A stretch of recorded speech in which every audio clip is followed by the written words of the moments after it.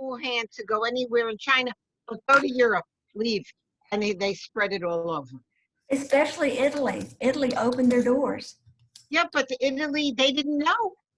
No, nobody knew. No one knew. China knew. And they killed the doctors who said something's going on here. But you know what? I believe they manufactured that in their lab. Yeah, I do too. You It did was too? all part of the plan for world dominance. Yes. That never ends, does it? No, Never ends. it's human But nature. I have to just do something, right? Oh, Charles is on. Oh, okay. Trying to get on. Hi, Richard.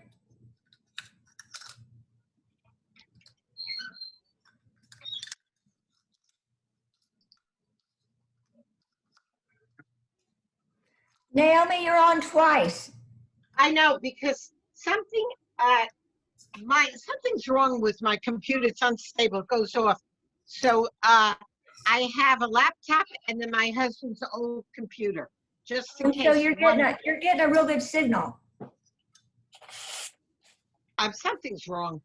Hi, Richard. Good morning. Morning, everybody. How are you? Still here. Yay! That's what I say. Still alive, and thank goodness.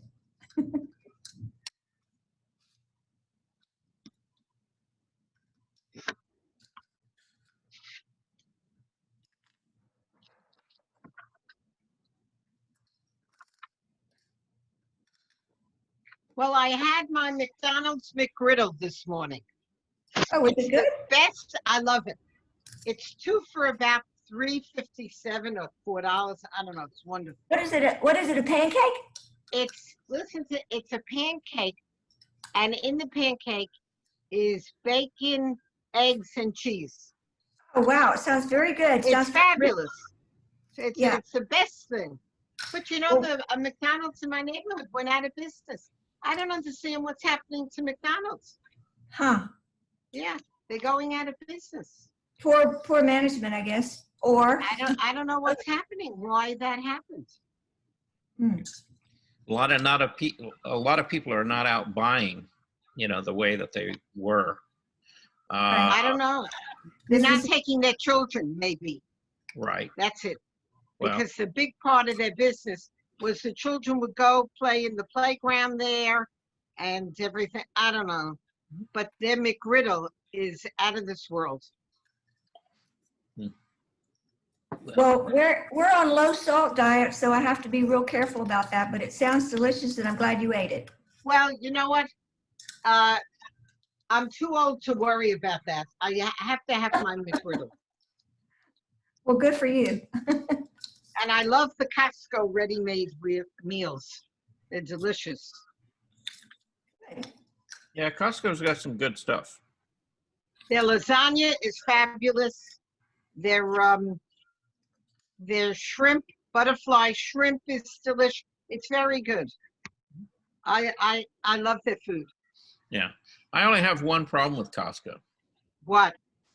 It's like every time I go in there, I can't get out of there without spending about $250.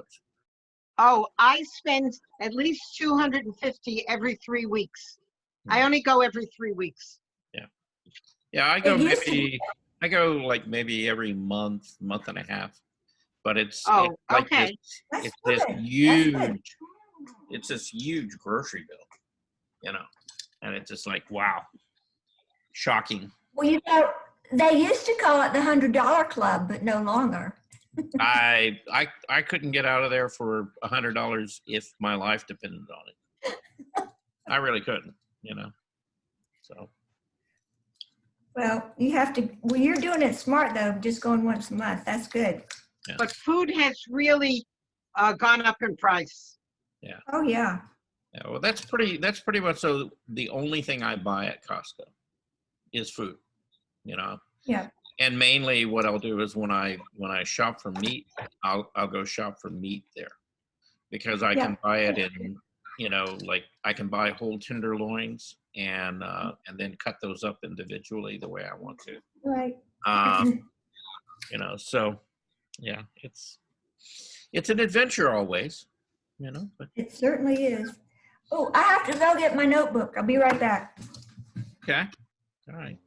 Well, we're up to 7 people, it says. Really only 6.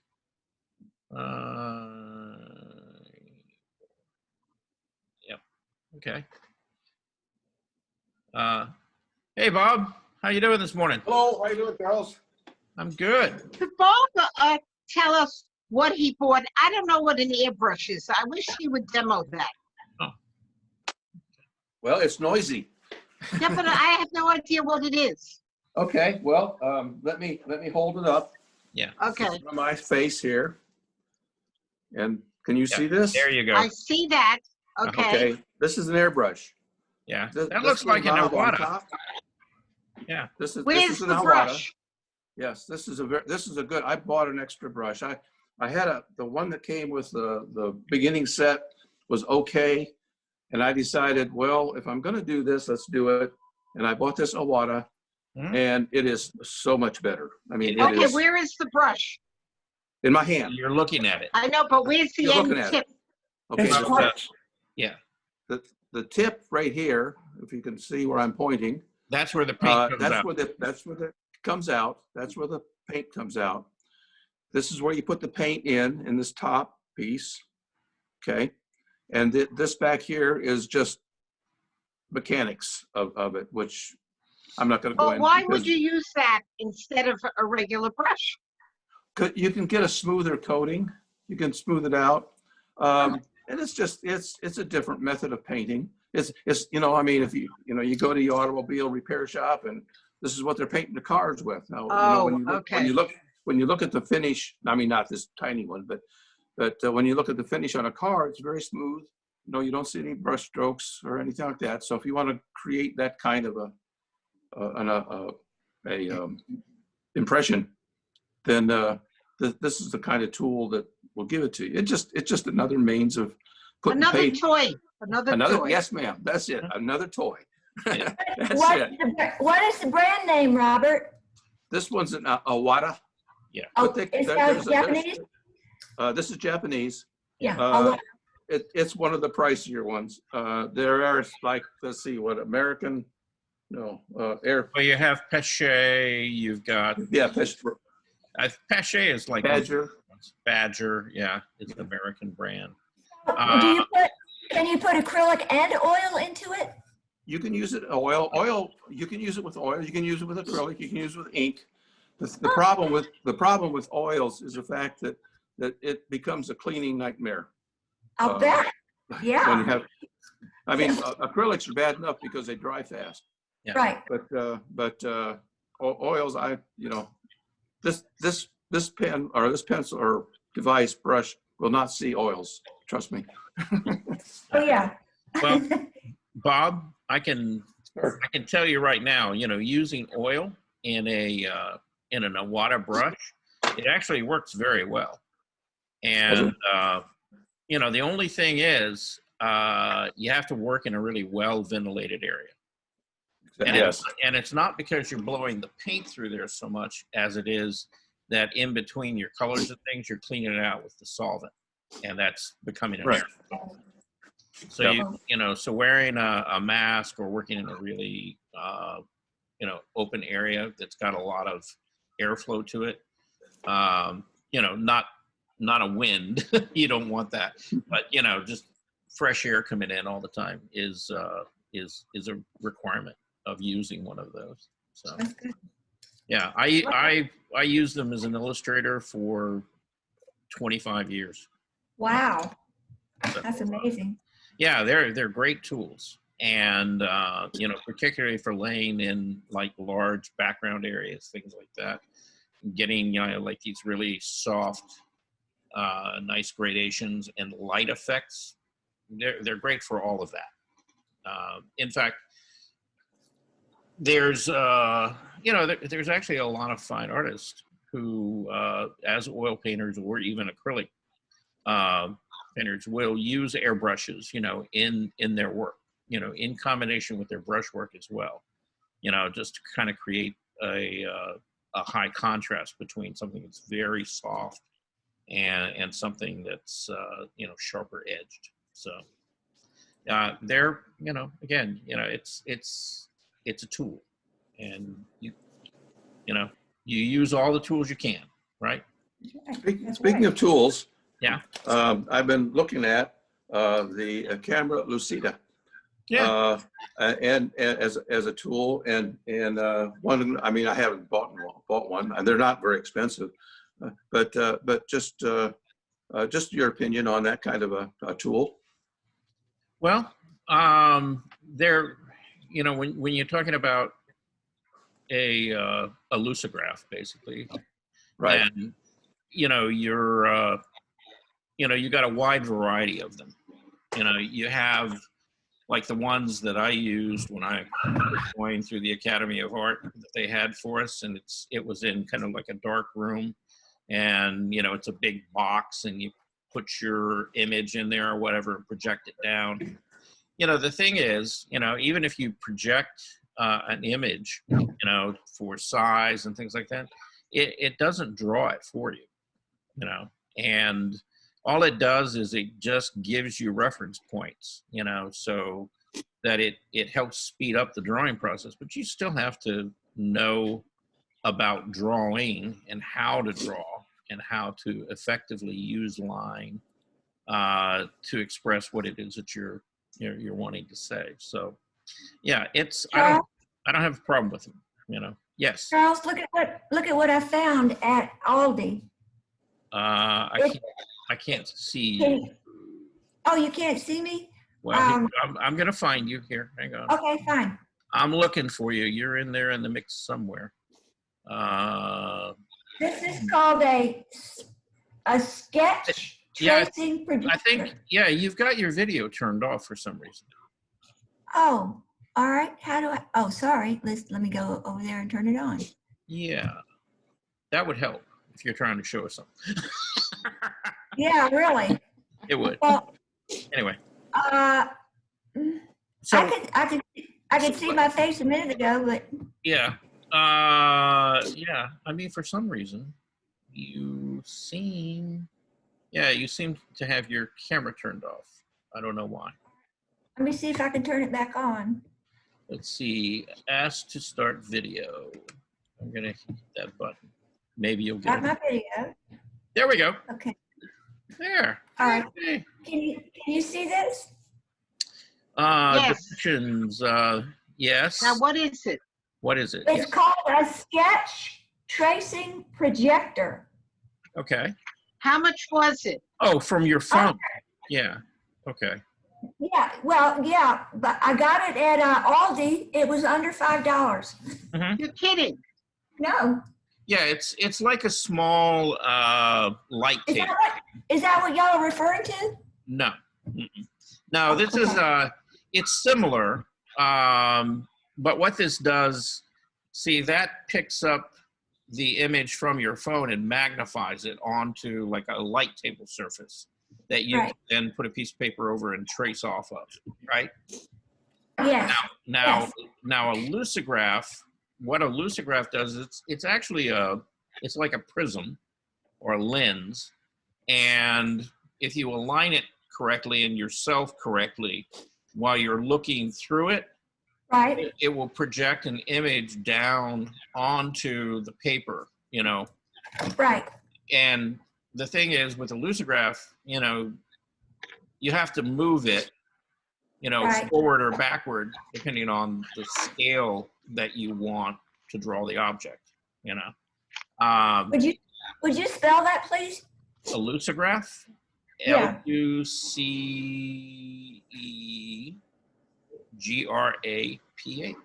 lucograph. Thank you. Yeah. Okay, I'll check it out. Thank you. Yeah. You know, the old name is a camera obscura. Okay. And that, Yes. right. And that's what Vermeer was experimenting and using. Right. You know, now, just because he had a projection system doesn't mean that, you know, it painted it for him or that it resolved all the issues and things for him. You know, he still had to do that. So, you know, it's just a tool. It helps you draw. It doesn't draw it for you. So, you know. But if you use things like that, you won't improve your drawing skills. The problem with that is, That's not true. Okay? no, No, because again, it depends on how you use it. You know, there are people, I mean, if you rely on it and just trace and outline, yeah, you know, to get the pattern, yeah, you're not going to be improving your thinking process and seeing process very much. But the thing is, if you use it the correct way, which is to actually use that and then still figure out, okay, as I'm laying that line down, what kind of line do I want? How, you know, do I have a light edge or do I have something that's in shadow? And what kind of line do I need to express that? You know, if you'll use that process, you know, with that projected image, then you're still analyzing that image and figuring it out the same way you would as if you were drawing it, you know, from life, right? You know, so you can't just go in there like a robot and just trace and get anything that's really worthwhile.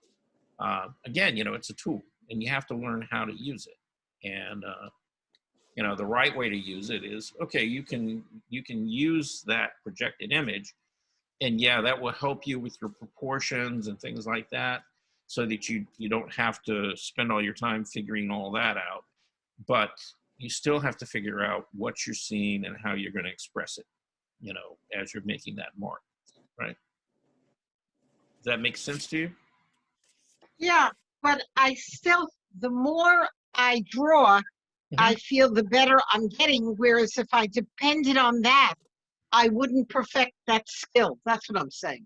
Yeah, and I think, you know, there's some validity in that, you know, because a lot of people, you know, come out of, you know, art school, you know, as illustrators, and they immediately begin to rely on a tool like that, and their drawing skills don't really improve, you know, and that's why you have to, you know, you can use the tool, but you always have to go back to drawing from life and observation, you know. You mean the basics?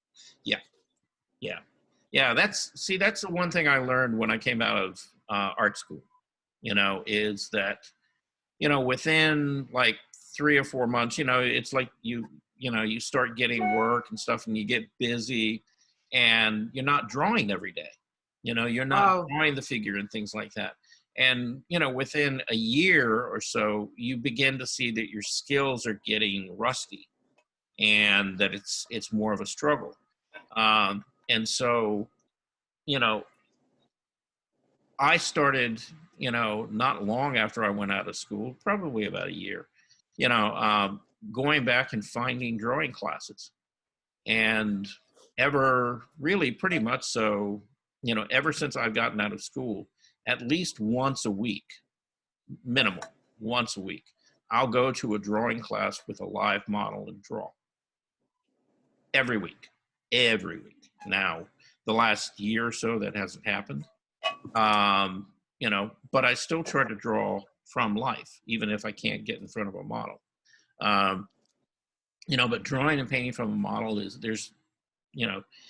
there's 3 things that you can do to get good really quick. All right. If you want to get really good at doing your art, then, you know, the best way to do it is paint from life, draw from life, you know, and, you know, keep looking, you know, at different artists, see what's out there, see how people are doing it, you know, try to figure out, you know, what they're doing differently than you are. Okay. And those are the 3 things, you know, because if you'll do those things religiously, you know, every week, you know, dedicate a certain amount of time to them, you're going to improve, you know. But if you're drawing from magazines and things like that, you're going to progress to a certain level, but you're never really going to get the understanding of how to draw form and movement and weight and those things. So really drawing from life, painting from life, just observation, spending the time looking and trying to express it makes all the difference in the world. Okay.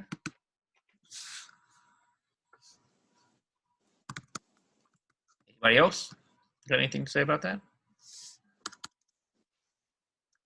Hello? Hello? No, nothing. No. Okay. Well, guess what we're going to do today? Excuse me, Charles, I have a question then. Yeah. This is Lorraine. Is there an online program that you know of that is very good for helping people learn how to work with the human form?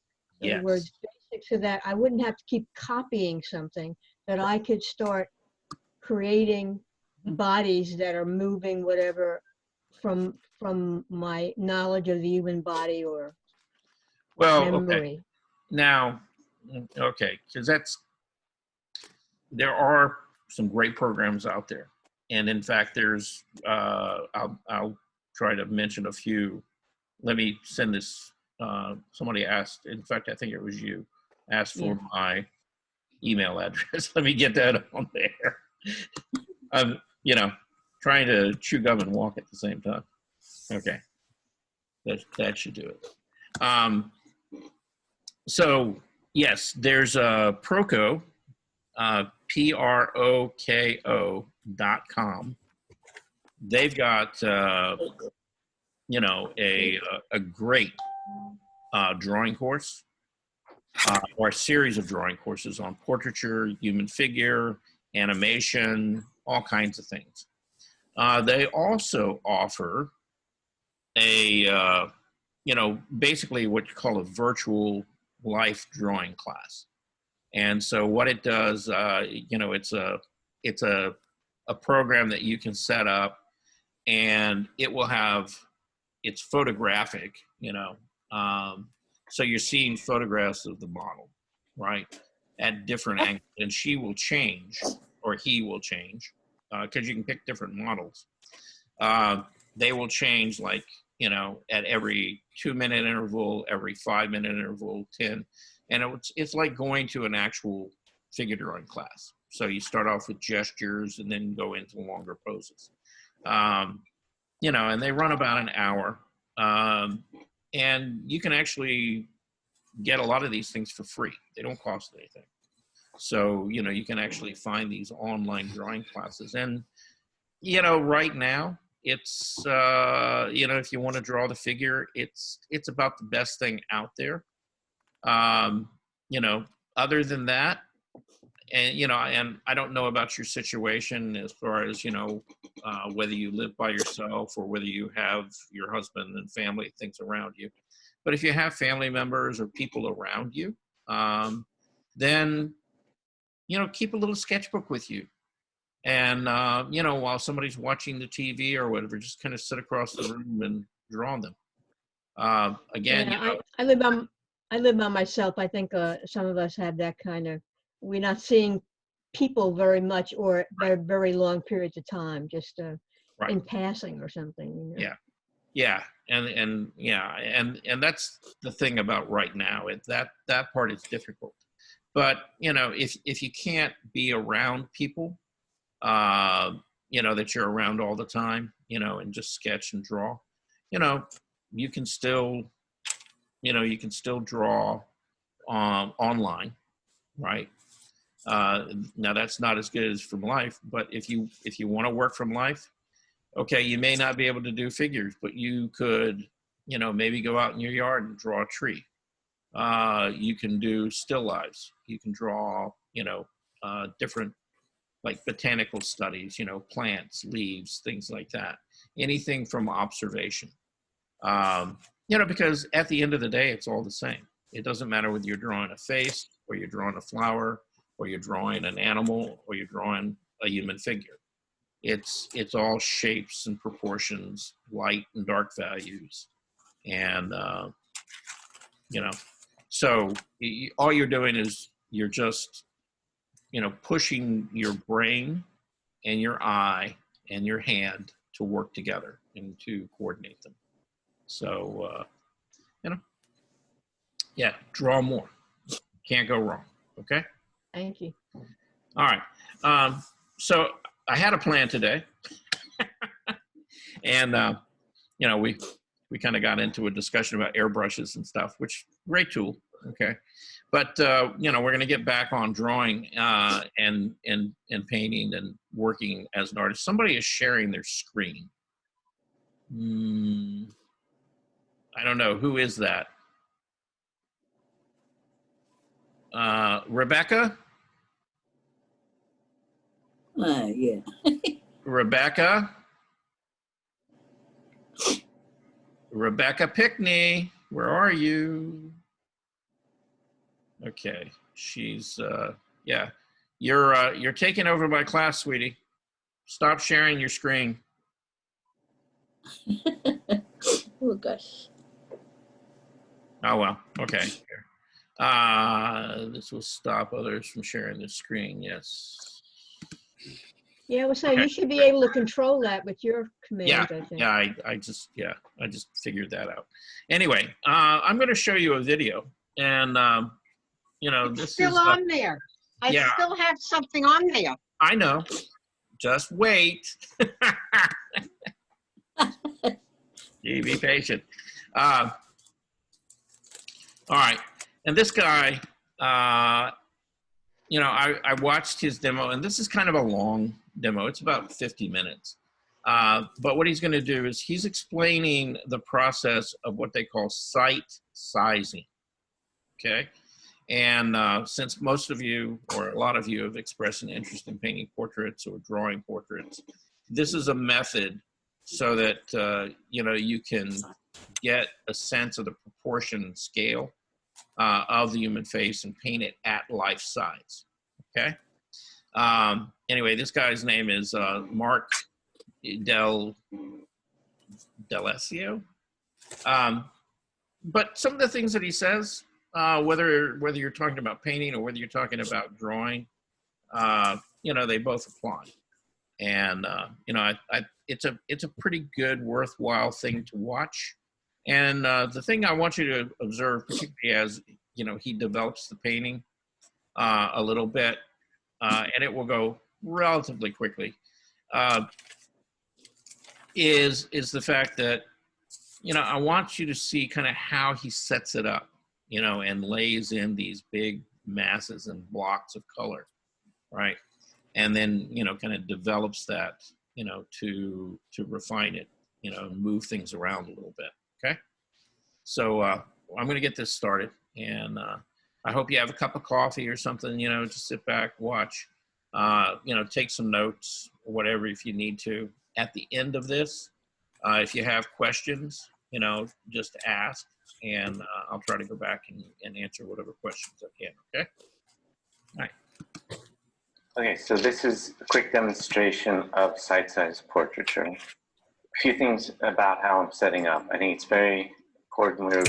Somebody was looking at the books with me the other day, and we were talking Listen about how carefully. historically they tended to set up the portrait model with one light source, and the painter would stand between the light source and the sitter.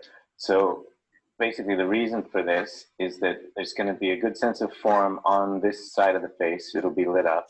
Then you get a very well-defined Z. They call it, our teacher would call it the Van Dyck Z, because so many of Van Dyck's portraits were painted with this light. So it runs under the eyebrow, down the nose, and under the base of the nose. And basically, if you get that shape right, you're going to start to get a likeness very quickly. And often if you're having trouble with the likeness, you just go back and find that shape and make sure everything is okay there. So, but the way to get that is to have a relatively high light source, not too high, sort of a 45-degree angle. And the painter stands between the window and the sitter. The next thing is, with the nature of sight size, basically you end up doing stuff that's exactly the same size as it is in life on your canvas. So it's a great system for working fast. Basically, I'm just flattening this out in my head and copying it to here. Now, to get the size exactly right, basically you can move the canvas a little bit forward. If you, historically when they would paint women, they would often move the canvas like this to the tip of the nose so that the woman would be slightly dainty. If you wanted to paint some heroic general, you put it to the back of the head because it would be slightly above lice.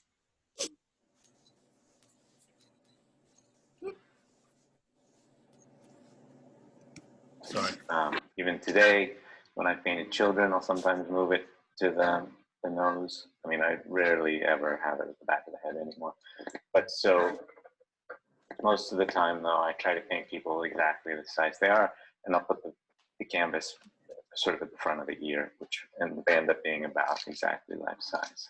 The palette is slightly different than what we were using this week. I'm using lead white instead of titanium. The thing about the lead white is it's a very transparent white, and it's easier to mimic the sort of transparent quality of human flesh. I'm using an ivory black, which acts basically as my blue, and then I have yellow ochre, but a good sort of dark, warm yellow ochre, and then I have the vermilion that I showed some of you. This is from Williamsburg, but it's a similar color to some of these historic vermilions. Yeah, I'm using that. Yeah, cadmium vermilion from Williamsburg. The Zeki ochre, lead white, and ivory black. So I have my palette back here. I stand at a distance and walk back and forth. My teacher, when he was training us, used to tell us that he thought distance was the secret to being able to get an accurate likeness very quickly and to keep the breadth in the painting. Basically, a lot of times when you look at a painting in a museum or at somebody's house, you know, you're standing at a distance. That's the natural, you know, viewing point. It used to be considered 3 times the diagonal. So a painting like this, ideally you would look at it from this far back. So it makes sense that the painter is also working from a distance. But more so, you're able to get a sense of a broad focus, which is very effective in portraiture. We were talking last night about Velázquez and his, you know, impression that he was able to get with his sitters, and that impression is much easier to get when you're standing at a distance. With portraiture, you have to be very fast and you have to be very accurate. After about half an hour, the client is going to be, you know, peeking around the front of the canvas to see how it's coming, and you don't want it to be a disaster because you start to panic, they start to panic, it snowballs. I think side size is fantastic for this. As far as position, you know, you don't want to have the model too high. Like I think right now Tina would be slightly too high. But obviously if you put them too low, you know, they look like they're tiny, sort of struggling to get into the canvas. And I generally try to line one of the eyes up with the center of the canvas. I studied at one of these ateliers where you do, you know, months or Tina's case, years of cast drawing. It's a bit like the Karate Kid where that movie where he has them do the wax on and wax off for whatever months, and then, you know, he's learned all the karate moves. Well, you do all this boring, repetitive cast drawing, which is basically outline, shadow, line, shadow. And then when you start portraiture, and it's a much more complicated subject, and you're dealing with the complexities of oil paint. So we end up doing the same thing with portrait: outline, shadow, and then you start in with the lights. The other thing that's different with this that the rest of the week we've done working on panel. Today I'm working on linen, and with the nice thing about working on the linen is that you can scrape down and keep control of your surface if you're working multi-days, but I also find that it helps you with your shapes. So I've been in situations where I'll work for an hour, I'll move shapes around. At the end of the hour, it looks nothing like the sitter. I'll scrape it all off, and because it sort of returns you to an average of all the places the shapes were in that hour, I've had great success with suddenly getting a likeness, and it looks like magic because you just scrape it all off and suddenly it'll look like the sitter again. So I actually had to do that demo in Carmel, and it worked like that too. I was doing a demo in front of 30 people and it was terrible. It looked nothing like Tina. And then I scraped it off and then it looks like her. So I'll get there. I mean, I'll do it. So just like with are landscaping, you tend to want to start with a lot more turpentine here. This is lavender oil, but you want to be able to mass in a bit of the color theory with using this limited palette. The black is your blue. So you basically have blue, red, and yellow. It's just like the chromatic palette. But the black, if you mix it with red, it goes kind of, it's not really purple, but it's sort of brown. If you mix the black with the yellow, it goes kind of green. And if you mix it with the white, it often goes to a very cool gray. So it is, in some senses, your blue. So I tend to start with this black and vermilion, find a spot, and then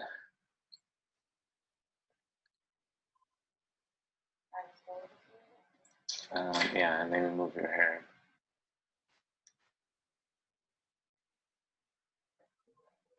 So here I'm just kind of spotting where I'm going to put her in the center of my canvases. And then with site size, it's very easy to measure your, the heights. So the widths are always the hard thing because you have to eyeball them. But with heights, you can actually just measure off of your brush. When the students start, we give them little strings to hold, and they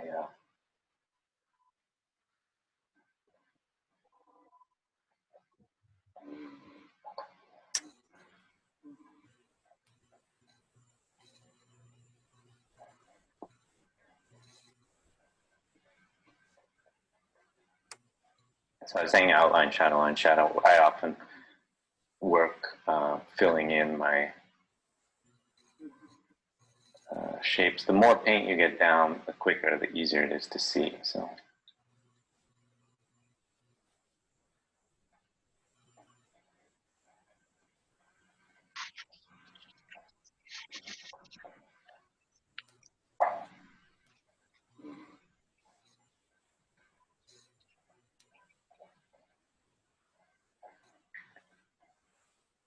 And as we were talking about with landscape painting, using a black mirror, welding glass, or in this case, a cell phone, is a fantastic way to check your shapes, especially with site size, because you can very quickly, your eye struggles to see if things are correct because it gets sort of used to what you've done. And when you look at them both reversed, it's seeing them for the first time fresh, and it immediately shows you what's wrong with your drawing.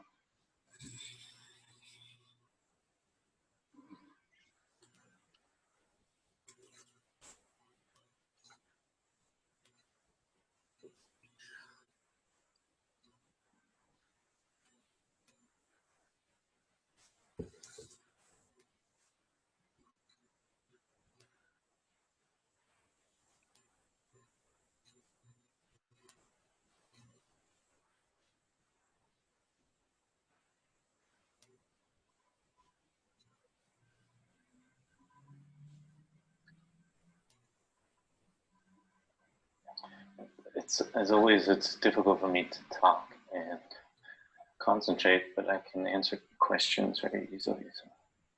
So. Yeah, no, but I can, it doesn't distract me to answer questions. Questions are good. It's just hard for me to come up with things to say. So if I'm skipping something or you don't understand something, feel free to ask. So you're messing in the dark of the head before you messing in the shadow because the head's dark. Yeah.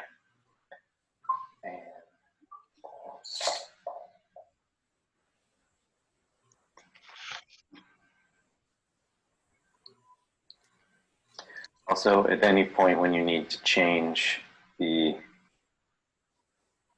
shapes, rather than some artists use turpentine and will change their shapes with the turpentine, I tend to just mix up the skin color rather than waste any time. And I'll push shapes around with the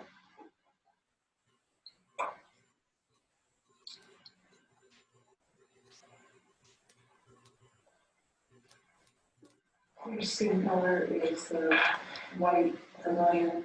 Yeah, ochre. Basically, you're almost always using all four colors. There's very few moments when you're going to be, there's very few times when you'll be using just white and ochre, maybe in the highlights. but most of the time you're going to be used, there'll be a little bit of black in all your flesh color.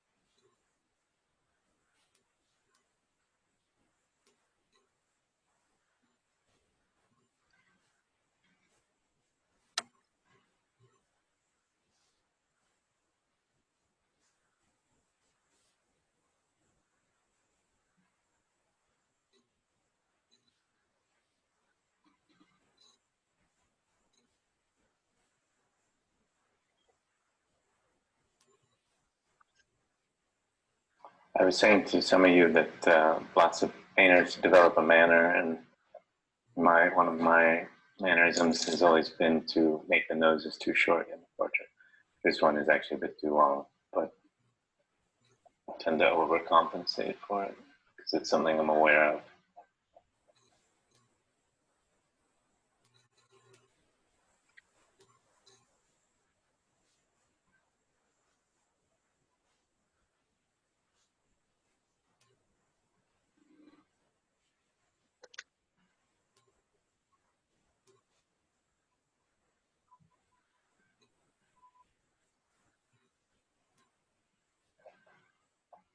I try to get quite large shapes down quickly because the more you get down, the easier it is to see.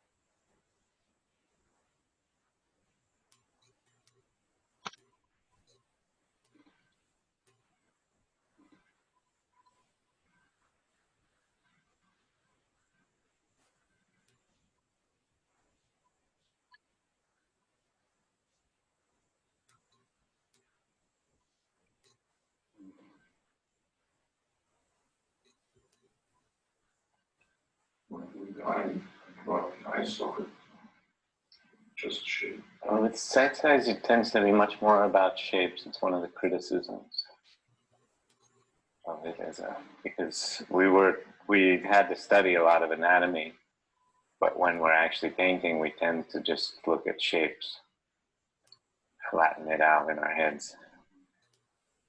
The criticism is that it's a very superficial way of seeing your subject, and I always joke that since I'm from Los Angeles, it comes naturally to me. Sorry.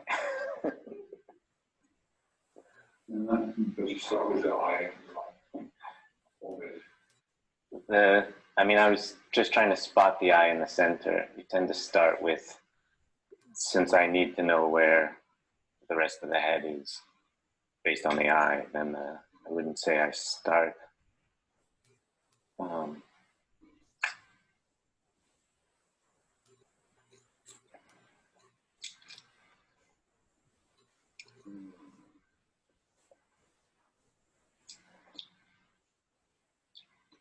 I wouldn't, it's funny because like if you do those, the guys who do the portraits in the piazzas in Europe, they often start with the eye and then it's all comparative measurements from the eye. they work their way out. I mean, in this case, I just spotted the eye because I know I wanted it in the center. But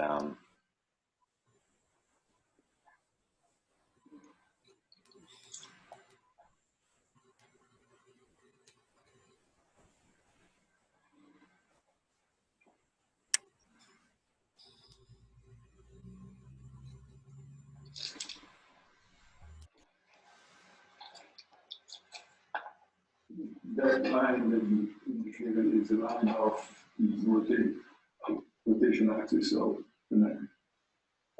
here, No. no, it's just the center of the painting.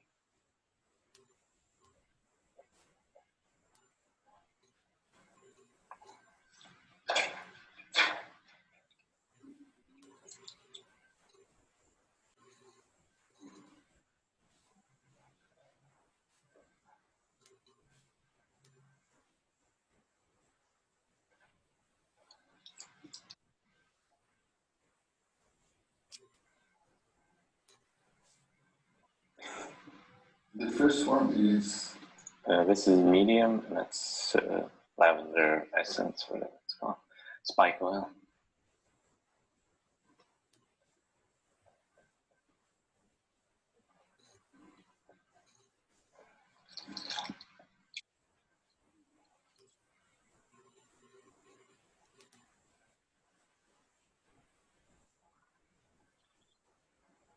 And when you start looking for structure, a lot of people try to grab onto the smile marks in the cheek and this little snot thing.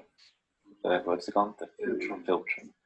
I think if you go through a museum and try to look at the historic portraits, you'll almost never see a strong philtrum. Or even if people, Sargent and Van Dyke, they paint these people with huge smiles, and there's no smile line. I don't think you need it. That age people. Huh? That age people. Well, it breaks the form in a way that's really unattractive, and I think it's completely unnecessary. So a lot of contemporary portrait painters put them in, and I cringe every time I see it.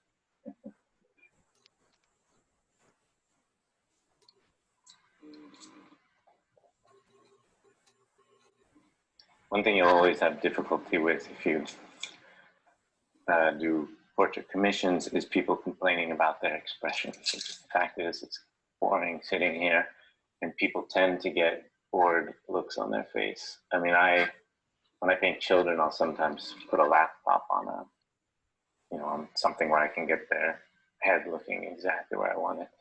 And I think what's interesting about that, though, is that the actual amount of change required to change the expression, I mean, the shape is so tiny that it's very easy to make a smile. You just raise the corner of the eyes a little bit and the corner of the mouth a tiny bit. So it takes very little to change the expression. But the whole time you're doing the portrait commission, you'll have them complaining about their expression. Just get that, they'll do it at the end. I think it also has to do with the artist. How we communicate with the sitter. Yeah, that's a lot of portrait commissions, is keeping the sitter.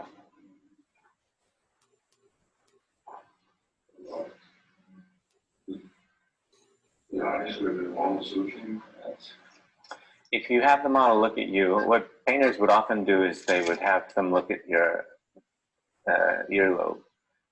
Rather than say, look at my eye, you would say, look at my earlobe, because then you don't have the distraction of somebody staring in your eyes all the time. So working.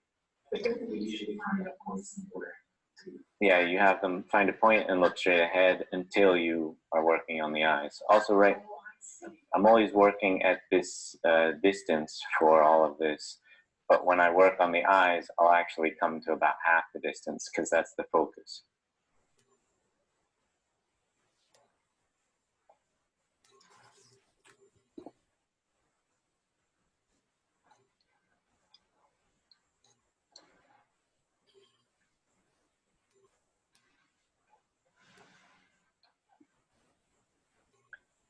You always have to watch the highlights. If you over key the highlights too light, it looks like the person is sweating, and you never want to have a, especially if you're painting a female portrait, you don't want them looking like they're sweating profusely.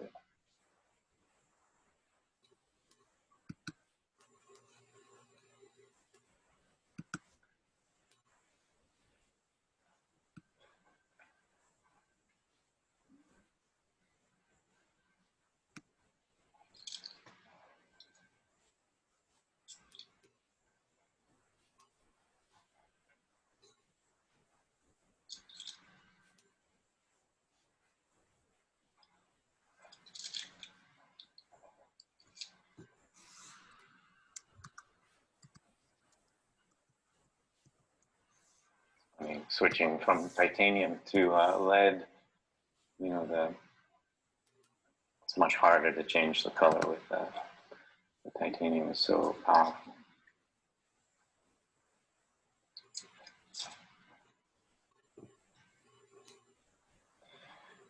Historically, people would try to keep the mouths quite soft, maybe because people don't, you know, often their mouths aren't still like they are when they're posing for a portrait, or because it tends to be a kind of an awkward shape in a painting.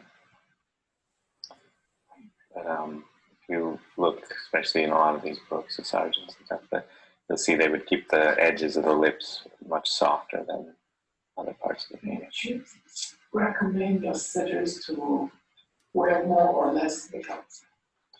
It doesn't really.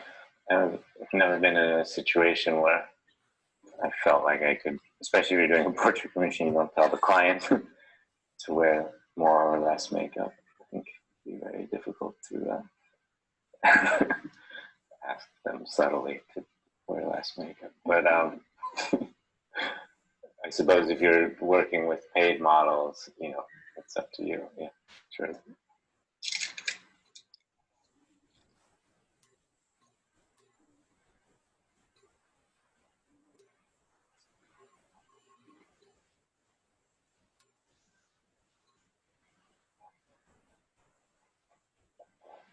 You generally tend to make the darks a little bigger, so cut the lights into it.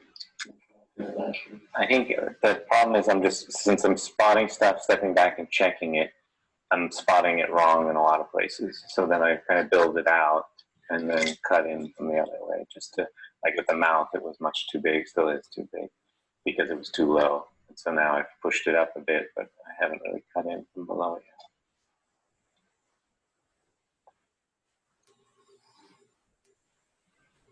And you can, using a limited palette like this, you have to have every color perfect. That's why this vermilion is so important. And the ochre too. I remember when I was at Cecil Studios, there was one week when suddenly none of us could paint. Like all our paintings were just terrible, and we couldn't get our colors right. And it was so strange because suddenly everybody couldn't paint, and we realized that Zeki had changed their. Do you have two ochres there? There's two ochres, but I think they're both. Because I use so much of it, landscape painting, I squeezed out two. Same I do with the whites and sometimes with the ultramarine because I use a lot of it all. So also if one gets dirty, I switch to the other. I mean, if I'm mixing a bunch of colors, I'll use the dirty one, and if I need a clean ultramarine or a clean ochre, I'll use it. Mark, the red palette is vermilion. Vermilion. It's that cadmium from Williamsburg.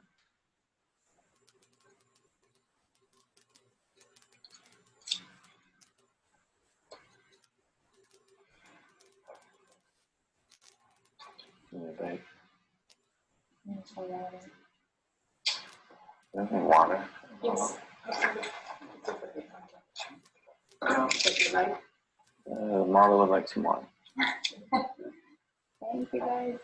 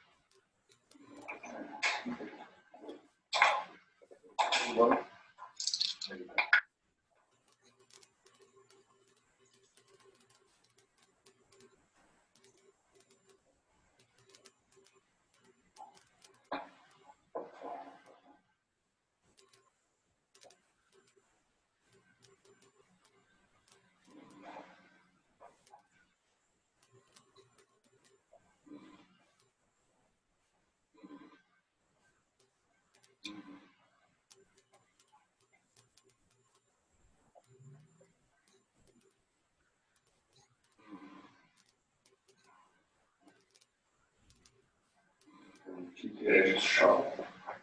No, actually, I was about to soften them. In case of repositioning. Well, I mean, at this stage, it doesn't really matter because everything, I'm also planning on scraping down in a minute. I'll often, when I'm working on portraits like this, I'll scrape down a number of times during the actual portrait, not just at the end of the day. And then because I use, here I'm using quite a lot of paint and it's very thick. And like I say, as I'm moving stuff around, when I scrape down, I'll get back to kind of an average of all the things I've done.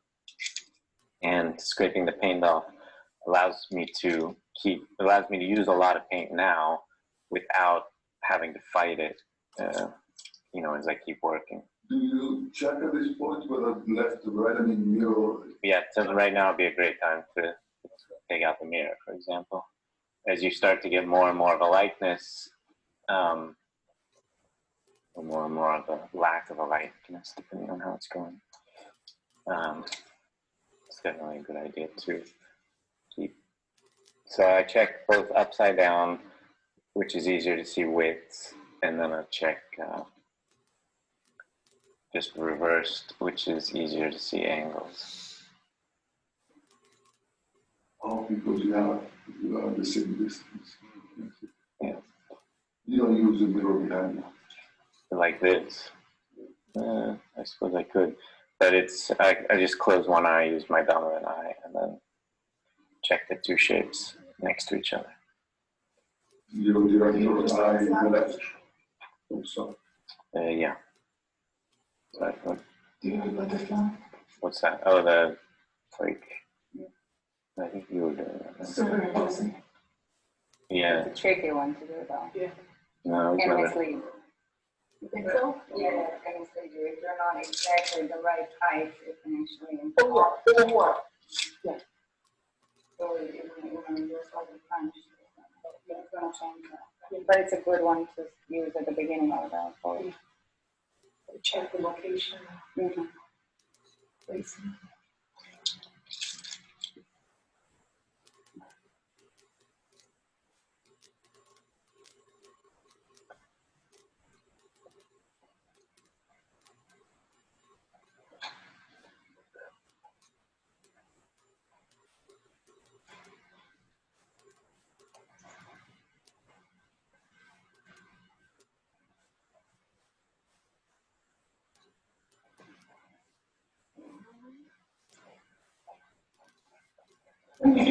Do you usually work on white ground? Yeah, a slightly off-white ground, I think. This is maybe a bit too bright, but we used to make our own grounds and we would put a bit of ochre and a bit of umber in there just to kill the color. So you don't feel they turn dark and brown so you can... No, I don't really trust the imprimaturs all that much. Also, I'm worried it would soak through, when you go to Palazzo Pitti and there's all that Baroque period when they were painting on the Red Bull grounds and they've lost all their midtones, to the ground sinking through the paint. Oil paint becomes very transparent over the centuries. Confusing. So with the Red Bull, it risk Comes. too warm. It just kills all the halftones because it's a very dark ground. I think they were trying to imitate because they had been painting on wood, and so they were trying to. A lot of our dark wood palettes come from that sort of period when people were working on the wood palette because it would match the color of their ground. If you're using a white canvas, you're probably better off with a light gray or white palette. we all use the wood. I mean, I make these carbon fiber things and then stick wood in them because it's tradition. But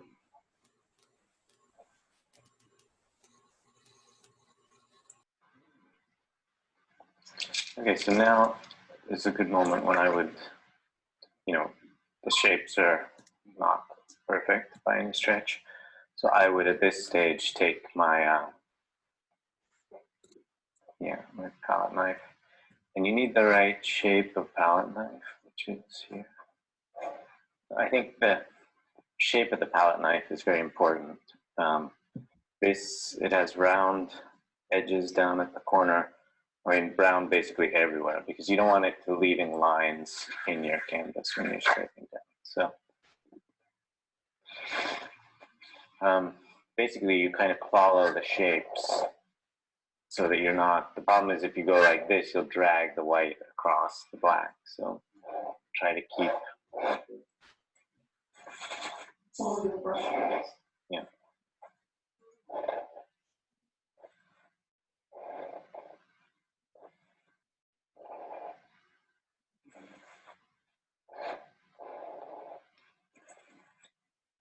And this is, like I said, generally done at the end of the day before you start the next day, and you kind of soften all the edges.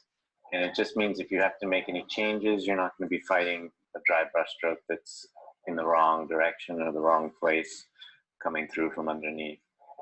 And you can also get effects that you can't really get. You know, if you soften all of this now, you get this kind of little bumps of the canvas coming through. And then when you go over with more transparent darks, you get this wonderful feeling of air and transparency that you can't get without scraping down. So there's a lot of effects. It keeps control of your surface. It gets you an average of what you've done, you know, especially if you're using more paint. This isn't, I've only been painting a little bit, so it's not going to be a huge change here. But when you soften with your finger, do you soften the edge such that the two adjacent colors would slightly blend? yeah, that's exactly what you do. And the thing about this is you get these wonderful soft edges, but then if I come back tomorrow and I want a sharp edge, it's very easy to sharpen that edge. But if I let it dry, you know, with these sharp edges, it's very difficult to soften them when you come back the next day and it's dry.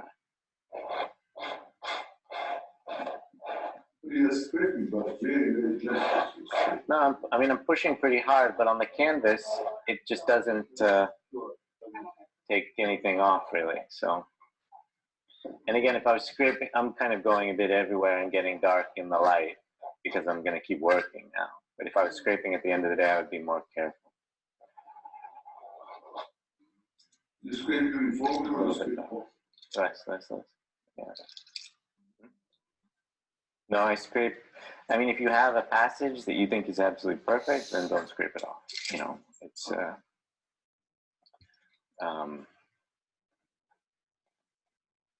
you know, some little tricks to expression too. If you raise their eyebrows a bit more, they look more intelligent.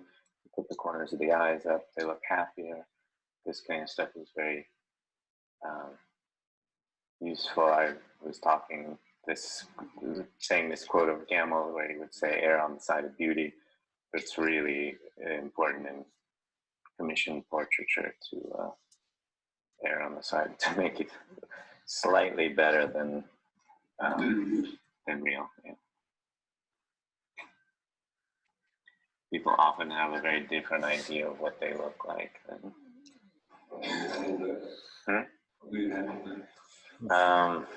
It's not as best you can, but you have to be. You're never going to get it exactly right, anyways. So just get it right in a way that makes them look better.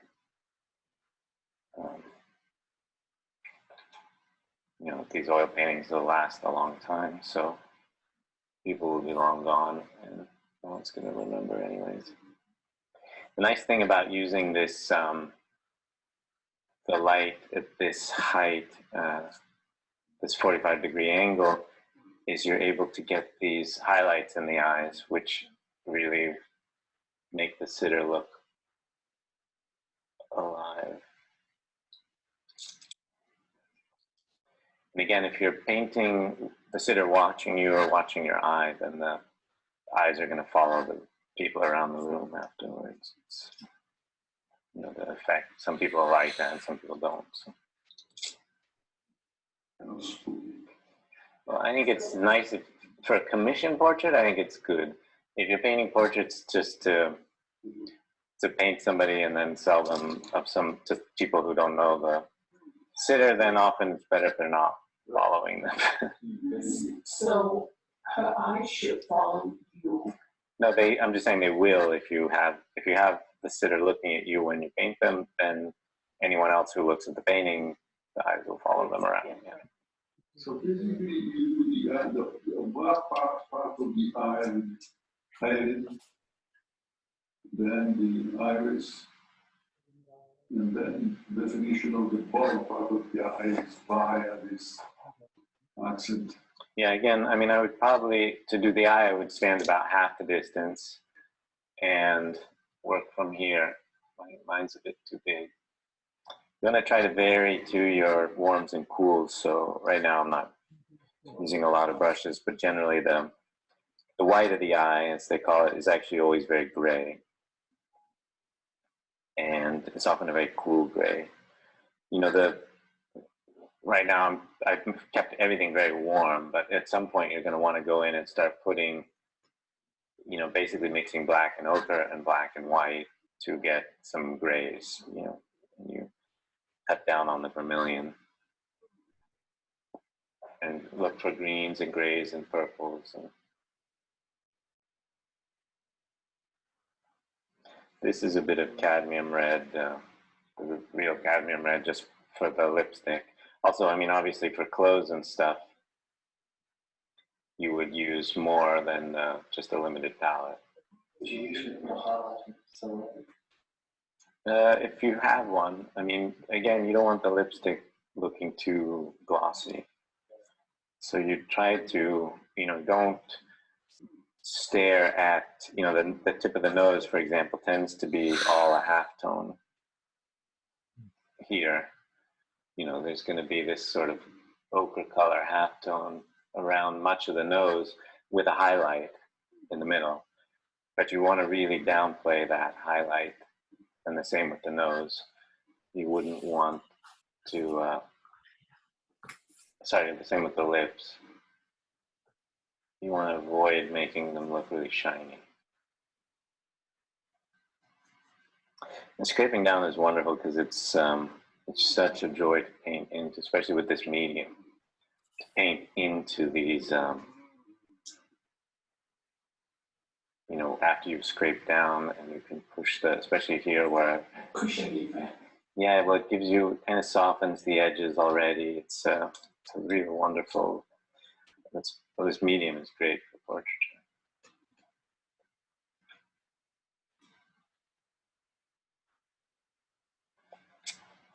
Highlights tend to be done with white and ochre. In the same way I was showing you glazing in landscapes, we would often glaze, you know, you might put these highlights in a bit too light, and then afterwards you glaze them with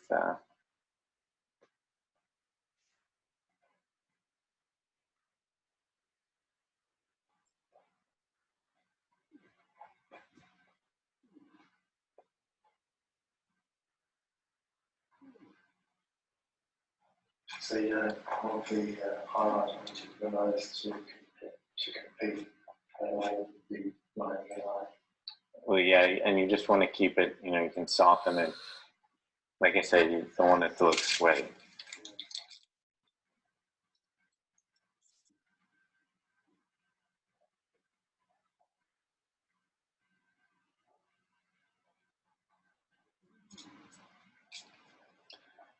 And careful with the over modeling, you know, like I just over modeled this half tone here in the nose. So then take it lighter.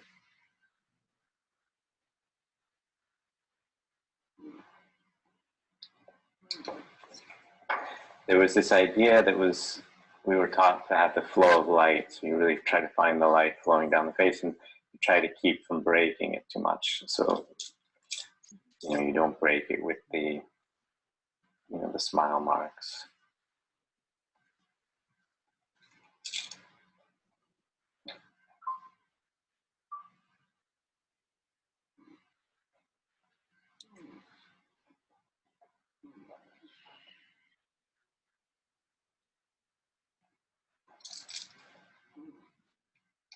One thing about the studio is there's a bit of light coming through the back window, so it's distracting for me. So I'm just struggle a bit with this side of the face because it's against this backlight.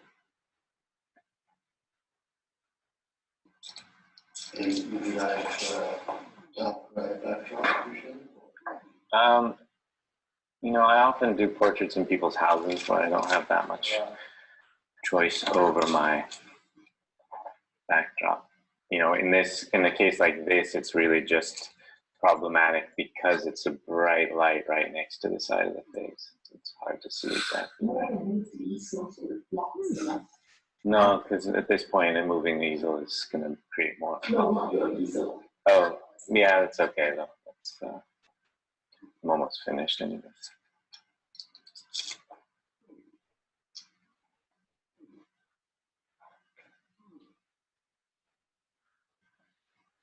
One thing with the eyes is if you have the eyes sort of looking straight ahead, both of them, it will often make the person look cross-eyed. So what we'll do is we'll often just pull one a tiny bit out, you know, on purpose. No. It's funny, you know, I don't, but depends on your model. Sometimes they're much less obvious. And Tina's are pretty obvious on them. And it was something very important to a lot of great painters. So I feel like it's.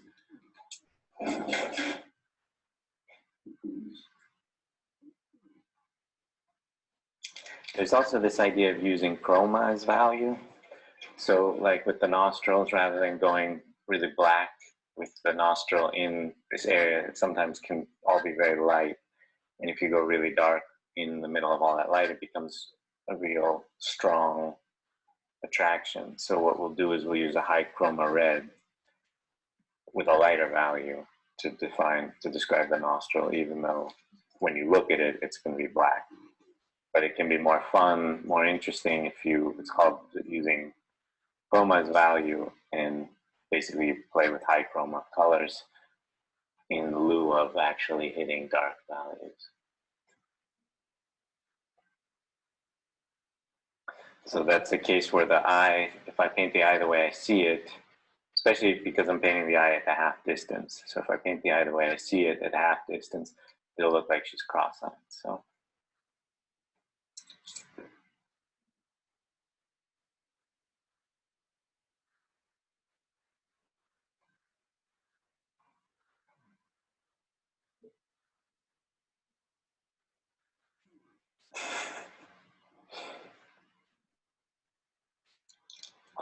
That high chroma red for the material or the exterior? The interior.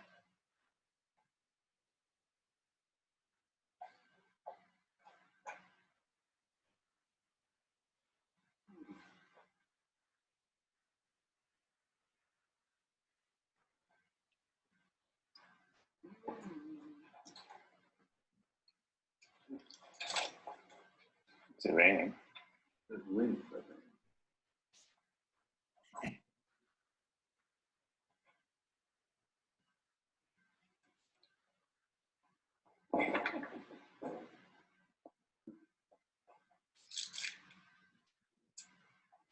Do you have any questions? Then I tried it took me a long time, but another tree, which is the one around the. Yeah, the one. Where? That's what I was saying. Don't put it in the smile mark.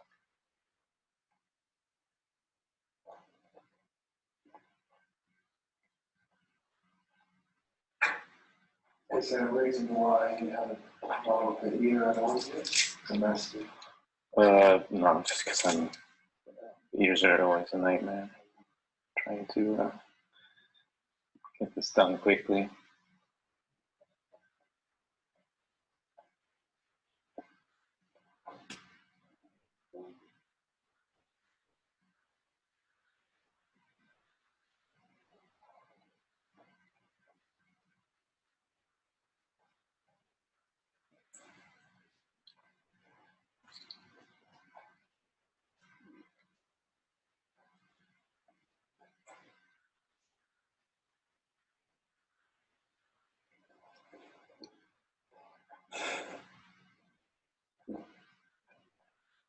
Emma.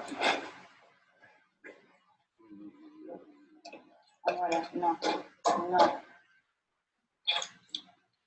Ahora no, ¿verdad?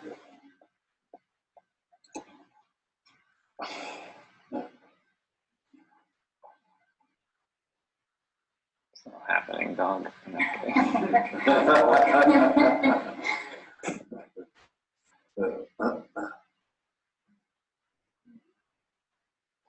So you want to try to keep your paint surface quite thin. I think a lot of people, especially when they're starting out in oil, they love, even people who have been painting long enough and should know better, they really love their impastos. No impastos. I mean, Rembrandt can do it, but really nobody's done it well since.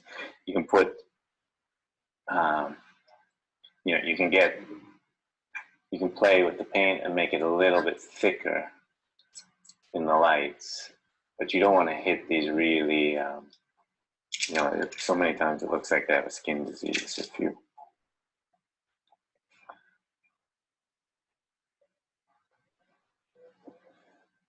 Those highlights are probably a bit too light, but you can darken them, like I said, later with a glaze, and you'll get a glow to the sort of skin tone.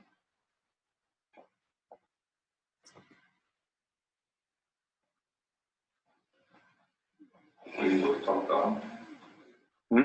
From the top down. Let's see. Well, I'm kind of hopping around everywhere.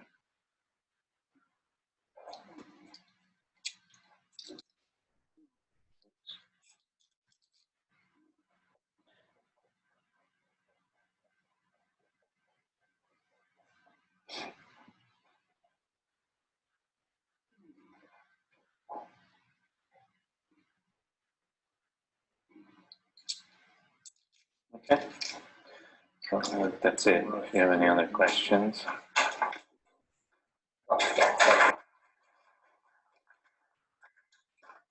Very, very nice. So she will continue the next day.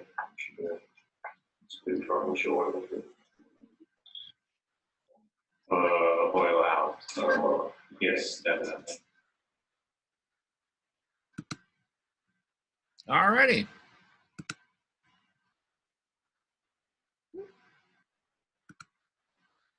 So anybody got any thoughts about that? Now, Yeah, I noticed he was working on a white canvas. He didn't tone his canvas down, so which is I thought was interesting. Yeah. And the other thing I noticed was the fact he was basically using the Zorin palette for the skin tones. Plein air landscape painting. Yeah, I think hang on one sec. If you go back for the, Because the 19th I stopped it, but century, evidently I didn't stop glazing it. was much more common. If you look at the old masterwork, and you Stop the video and not the talk. Yeah. Bad boy. You know, I just. What size was his canvas? The talk was so garbled, I couldn't understand the questions nor some of the answers. Okay. Well, he was probably working on about a 1620 canvas. 1620? Yeah. He said that was life size. Right. Yeah. And he said, and you know what else he said? He starts the canvas, the portrait in the middle. The eye is in the middle of the canvas. Well, okay. That's what, yeah. Basically, you know, he was trying to find the center of the canvas. And what he wants to do is he wants to put one eye on that center line. All right. And the reason basically that he's doing that at the scale that he's working, you know, he's fairly sure that he's going to get that whole head, you know, on that canvas if he does that. And particularly looking at a 3/4 view, because if you put the eye that, from the artist is to the right, right on that center line, like the corner of the eye, then the left-hand side of the face, because it's going away from you, is going to be slightly smaller, so it's not going to go off the edge. And then that you have, that whole right side that you can get the cheekbone and all the structure, the jawline, on the canvas, without it falling off. This is, Do you do that? Do you do that? I'm sorry, what? Do you do that when you do a portrait? Not all the time. Now, again, think of the situation he was working in. He was trying to do a live demo, an alla prima demonstration. And so, he didn't, it's just a study, it's not a finished painting. And, basically what he was showing or trying to demonstrate there was how you can work and do a study from life using this process that they call sight sizing, which is a way of painting the head actually at life size. Okay. And rather than, when we were at Benson, right? Your easel was way back away from the model, right? Right. Yeah.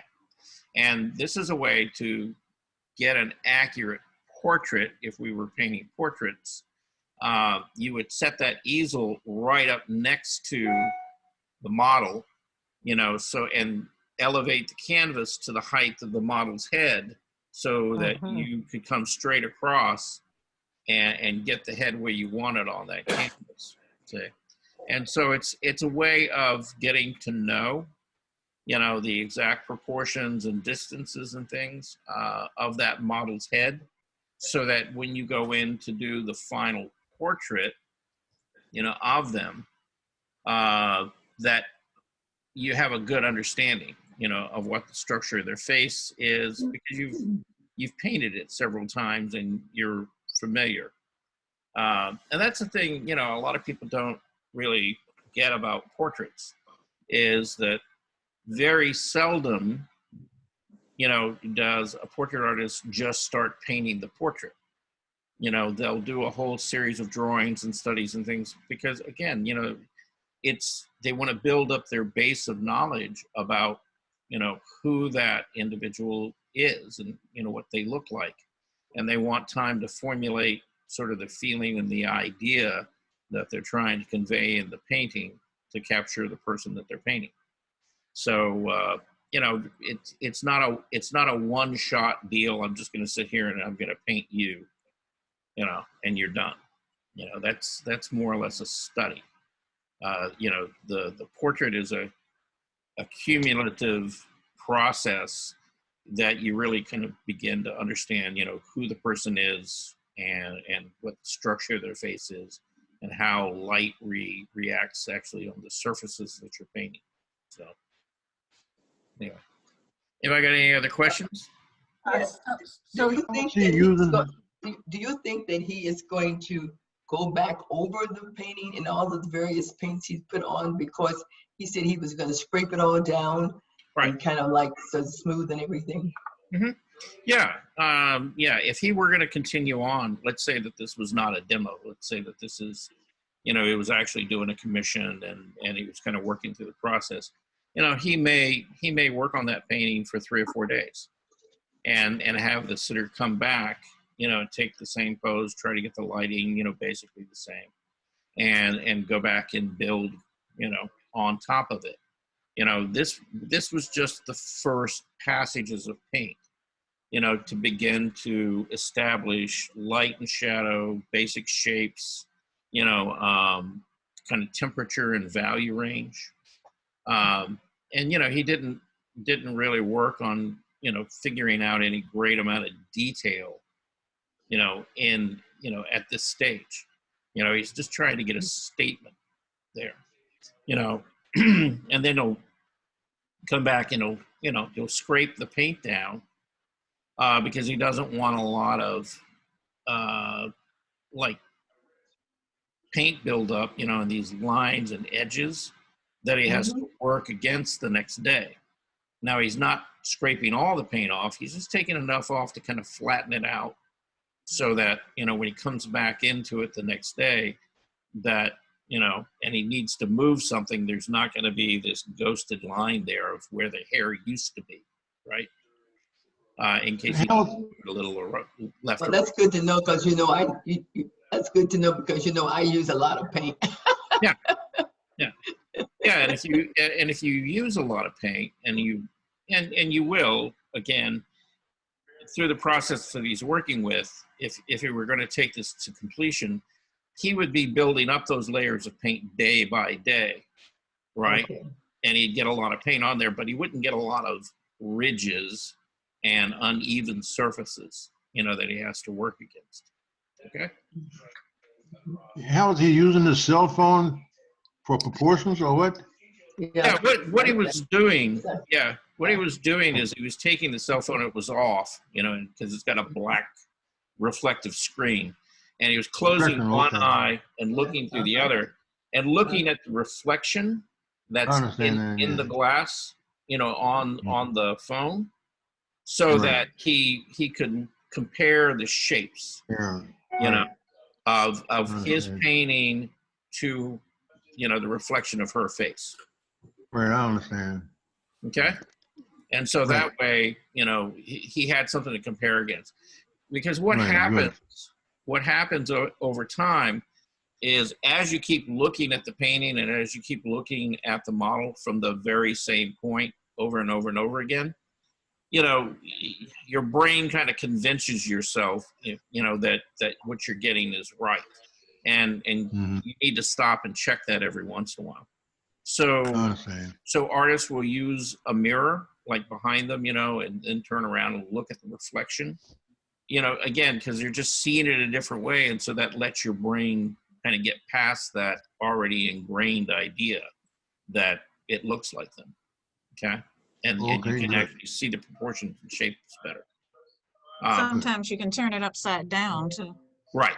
Yeah. And he mentioned that in the sense that looking in the mirror is a good way to check your distances and proportions vertically to make sure that everything, you know, like the nose is long enough, that the forehead is high enough, there's enough distance between the bottom of the nose to the chin. If you turn it upside down, you know, you begin, your brain can interpret, you know, the distances of width better. You know, and so you can see, well, okay, the face is too wide or it's too narrow, or I need a little more space on the left or a little more space on the right. So there's different ways that you can go about, you know, checking things, you know, and trying to be more accurate, you know, as you're trying to capture them. Okay? What was he checking against the other picture? Well, you know, he would look at it in a mirror or whatever. So again, you know, he's seeing both of those images differently than when he's looking directly at it, right?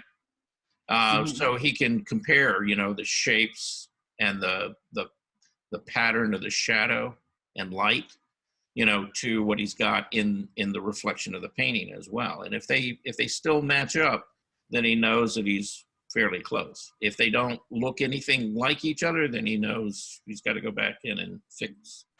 No, I was talking about he had another picture up there that he seemed to be measuring and seeing what her measurements were as compared to that other picture that he had on the left side. He had a picture of a woman. Well, he had a woman. He had the model live, and she was sitting to the left of the canvas, right? Right.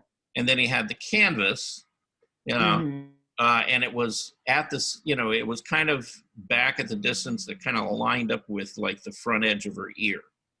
So that, you know, when he was standing back, you know, he could find the point on the canvas where the top of her head needed to be, the bottom of her chin needed to be, the line, you know, or the height of the eye, the bottom of the nose, you know, all those vertical measurements, you see, he could spot those, right? Now, when he was comparing it, looking through the reflection in the phone, he could see both the model and the painting in the phone, and it reversed it. Say it kind of like a mirror image, right? So when he's looking at both of those, he can ask himself, okay, so do these two things look alike, right? Am I getting the same pattern in from the model that I am in the painting, in that reflection? And if they're right, then he'll proceed, you know, and go on to the next thing. If not, you go back in and you adjust it and you correct it. That's not quite the question I was asking.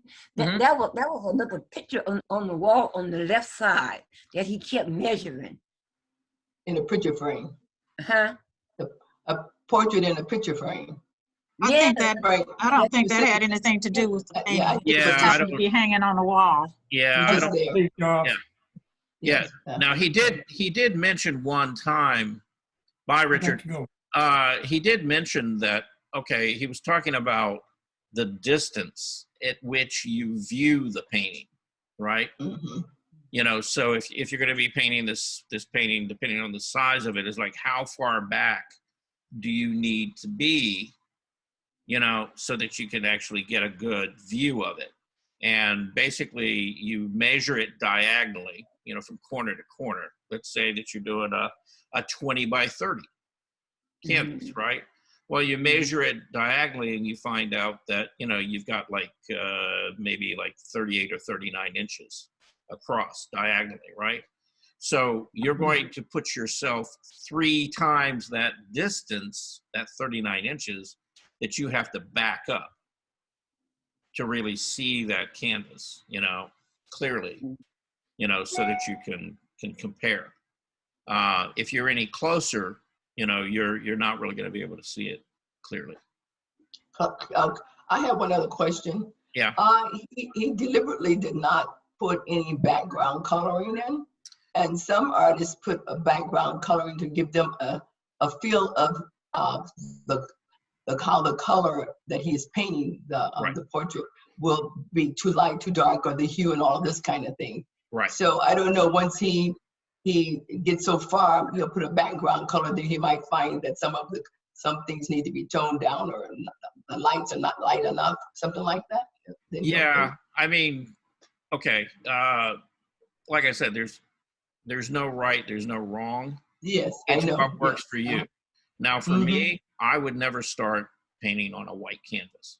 All right, Yes. Mhm. because again, you know, it makes everything look dark, right? Mhm. So I want to start from a neutral middle value, because then I can always compare my values, you know, and try to get an accurate value to what I'm seeing.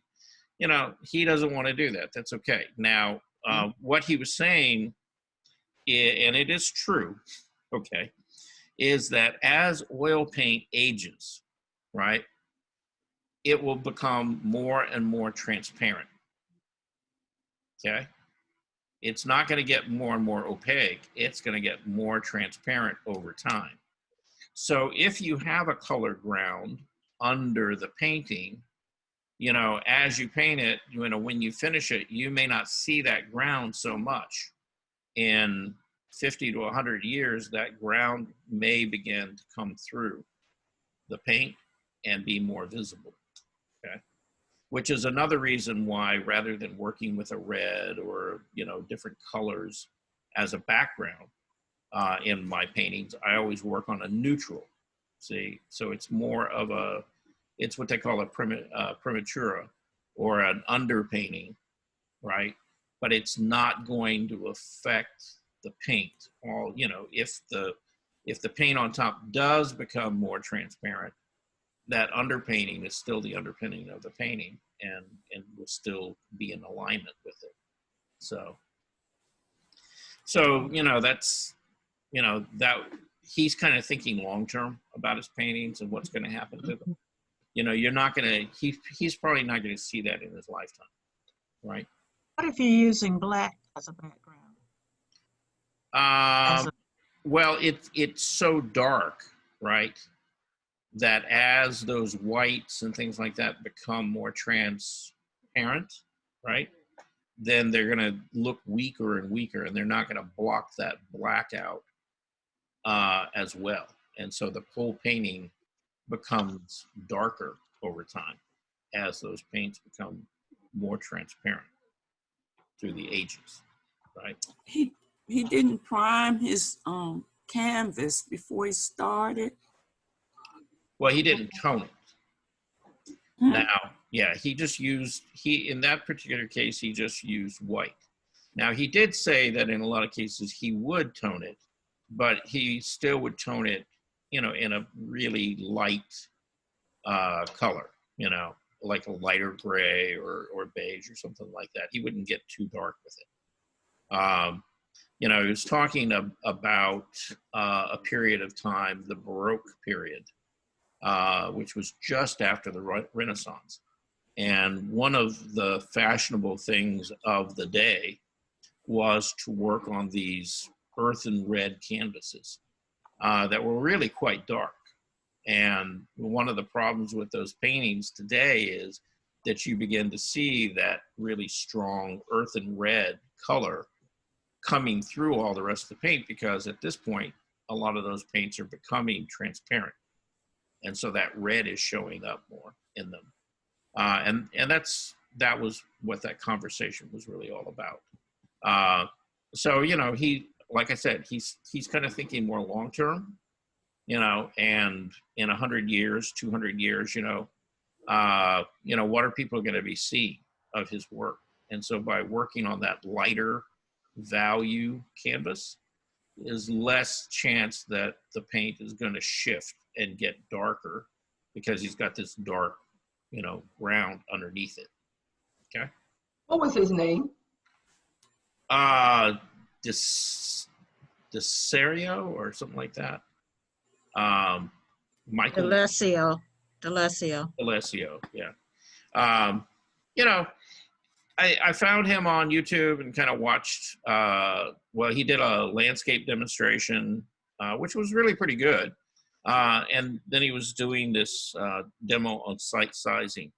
And, you know, I thought, you know, that would be a good thing to present to all of you, you know, as a method of working, you know, if you want to try to work on your accuracy of, you know, trying to get a portrait of someone, because a lot of you are trying to draw faces and things like that. Yes. So I'm trying to present you with a lot of different material on, you know, ways, you know, that you might go about thinking about working, you know, to create, you know, drawings of people, you know, things like that.